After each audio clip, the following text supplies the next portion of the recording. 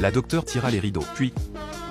Que aperçut le petit garçon, il afficha un sourire inattendu. Ce garçon s'appelait Charlie. À seulement 12 ans, il était atteint d'un cancer de l'œil. Il fallait lui retirer l'œil malade et lui poser une prothèse. Cela signifiait qu'après l'opération, il deviendrait aveugle. À 6 heures seulement de l'intervention, Charlie voulut réaliser ses derniers souhaits. Brown et Morgan, en l'apprenant, décidèrent de l'aider. Son premier vœu était de voir une dernière fois la fille qu'il aimait. Morgan l'encouragea à aller lui déclarer ses sentiments. Alors va le lui dire.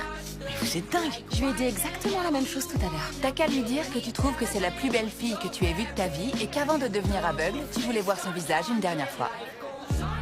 Mais, malgré tout son courage, les mots restèrent coincés. Il allait devenir aveugle. Et cette pensée le désespérait. Ses mots d'amour se changèrent finalement en silence. Morgan le consola, lui assurant que ce n'était pas grave. Puis elle prépara avec Brown la réalisation de son deuxième vœu, faire une virée en voiture. Charlie, qui n'avait pas encore son permis, prit le volant à toute allure. Morgan et Brown s'accrochaient de toutes leurs forces, redoutant d'être projetés dehors. Enfin, Charlie avoua timidement son troisième souhait. Non. Pas question.